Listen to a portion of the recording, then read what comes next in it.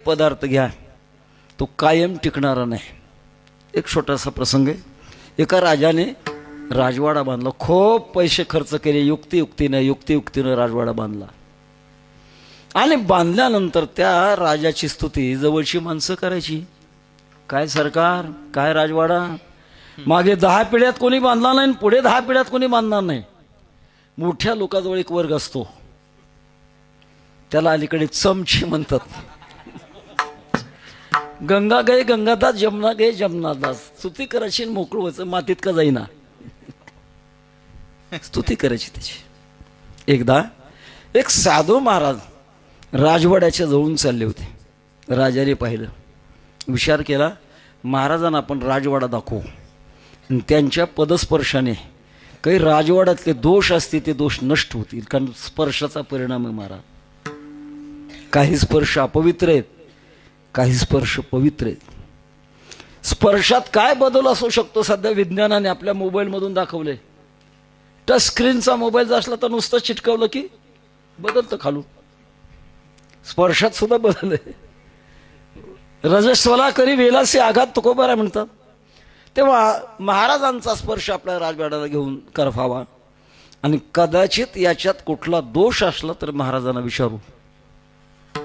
आग्रह केला, महाराज राजवाडा बांधलाय, आपले शरण आमच्या राजवाड्याला लागू द्या, राजवाडा पवित्र होईल. नाईलाज राजाचा आग्रह म्हणून साधू महाराज त्या राजवाड्यात त्याच्याबरोबर फिरले. दाखवलं, हे असं आहे, ते तसं आहे, ते तसं आहे, ते तसं आहे. फिरून फिरून फिरून आणल्यानंतर शेवटी बैठकीत बसल्यानंतर राजाने विचारलं, महाराज काही दोष वाटला? त्या विचारण्यात असं मनात होतं की काही दोष नाही, या भूमिकेतून विचारलं होतं.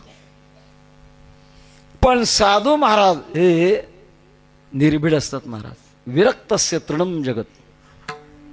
आमच्या स्वानंद स्वनेसी सद्गुरू जोग महाराजांच्या जीवनातला एक इतिहास आमचे गुरुवर्य नथुसिंग बाबा सांगायचे. सद्गुरू जोग महाराजांना कोल्हापूरच्या शाहू महाराजांनी कीर्तन करता बोलवलं होतं. आता शाहू महाराज आपल्या परंपरेतले, मग त्याच्यामुळे मला भ्रम झाला होता. शाहू महाराजाला महाराजांनी बोलवलं. सद्गुरू जोग महाराज विणा घेऊन उभं राहिले कीर्तना करता. आणि शाहू महाराजांना बसण्याकरता गादी टाकली होती. शाहू महाराज आले. जोग महाराजांनी भजन थांबवलं आणि सांगितलं, शाहू आमच्या वारकरी कीर्तनाची पद्धत आणि मर्यादा अशी आहे, सगळ्यांचा अधिकार सारखा आहे. इथं श्रीमंत गरीब कोणी नाही, इथं राजा प्रजा हा भेद नाही, इथं स्त्री पुरुष हा भेद नाही. तुम्ही जर गादीवर बसत असाल तर मी कीर्तन करणार नाही. शाहू महाराजांनी गादी बाजूला फेकून दिली, सगळ्यात बसले. विरक्त क्षेत्रम जगत, मुंगी आणि राव आम्हा सारिकाची जीव. तेव्हा साधू महाराजांना राजाने मोठ्या थाटाने विचारलं की महाराज राजवाडा फिरला आणि आता याच्यात काही दोष आपल्याला आढळला का? पटकन सांगितलं महाराजांनी, राजा 2 दोष आहेत. धक्का बसला. आतापर्यंत कोणी दोष सांगितला नाही आणि महाराज ताबडतोब सांगतात 2 दोष आहेत. महाराज कोणते दोष आहेत? तू निवारण करू शकत नाहीस, कळायला काय हरकत आहे, कळू तर द्या. हे पहा, एक दिवस असा येणार आहे भविष्यात, त्या भविष्यामध्ये राजवाडा तुझा पडणार आहे. आता जुन्या काळातल्या गड्या गडगडल्या, राहिलेल्या नाहीत गड्या. आणि दुसरा दोष आहे, एक दिवस असा उजाडणार आहे की त्या दिवशी तुला या राजवाड्यातून कायमचं बाहेर काढणार आहेत. 2 दोष आहेत. महत्वाचा प्रकार असा आहे, आपण गुणदृष्टीने पाहतो, संत हे दोष दृष्टीने पाहतात. दोष दृष्टी आवर्जून नाही, जे जसं आहे ते तसं पाहायला पाहिजे. आपात रमणी येशू भोगेश्वे वंशारवान नानुरज्य तिकिंतेतान दोष दृष्ट्या जिहासती.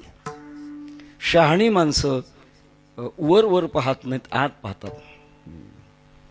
काही लोक आम्हाला म्हणतात, महाराज काय तुमचा थाट आहे, लोक तुमचा सत्कार करतात,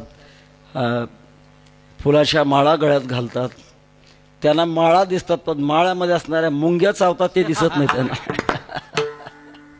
आपात रमणी येशू भोगेश्व मुशारवान नानुरज्यति किंतेतान दोष दृष्ट्या जिहासती. त्याच्यातले दोष पाहतात. तया माझे गळा आहे जो प्राणा ते घेऊन जाये, तो जैसा ठाव्वा नव्हे झाकलेपणे. प्रपंचातला दोष मायेनं पांघरून घातल्यामुळे कळत नाही, पण संत मंडळीचा अभ्यास झाल्यामुळे त्यांनी ते पाहिलेलंच. आणि पाहून ज्याच्यात नेहमी नाश असतो त्याचं नाव आहे प्रपंच, ज्याच्यात कधीच नाश नाही त्याचं नाव आहे परमार्थ. दोघांच्या व्याख्या अत्यंत सोप्या आहेत. संसारामध्ये कायमचा नाश आहे महाराज. सब चला चली का मेला, दुनिया में जो कुछ मजे हैं हारा गए न कमन होंगे, लेकिन अफसोस एक है, एक दिन हातात खूप चांगलं चांगलं दिसेल एखाद्या वेळ, पण एक दिवस असा वाईट येणार आहे की त्या दिवशी आम्ही राहणार नाही. तेव्हा ही दृष्टी, ज्याची दृष्टी निर्मळ झाली तो प्रपंचाकडे पाहत असतो आणि पाहून तो याच्यात रममाण होत नाही. रममाण होणं वेगळं आणि कामापुरता उपयोग करून घेणं वेगळं, दोघात फरक आहे. तसं पाहिलं तर कामापुरता उपयोग करावाच लागतो ना महाराज. वैकुंठवाशी आमचे गुरुवर मामासाहेब दांडेकर म्हणायचे, संन्यासी माणसानं सगळ्याचा जरी त्याग केला तरी 11 वाजता भूक लागल्यानंतर ग्रस्ताश्रमी माणसाच्या दारात जाऊन उभं राहावं लागतं की नाही. ते असं म्हणायचे. तुका म्हणे संन्यासी माध्यानाशी तोंडवासी, गात्यात नाही पण पक्की आहे म्हणायचे. कुठेतरी अंगीकार करावा लागतो. का करावा लागतो? याच्यामुळे आपल्याला परमात्म्याची वाटचाल करता येते. येणेची शरीरे शरीरा येणे सरे, किंबहुना एरझारे चिरापणे, नरदेह निदान लागले हाती, ममतागती होती तरी का चित्ती न धरावे, नरदेह निदान लागले हाती, उत्तम उत्तमागती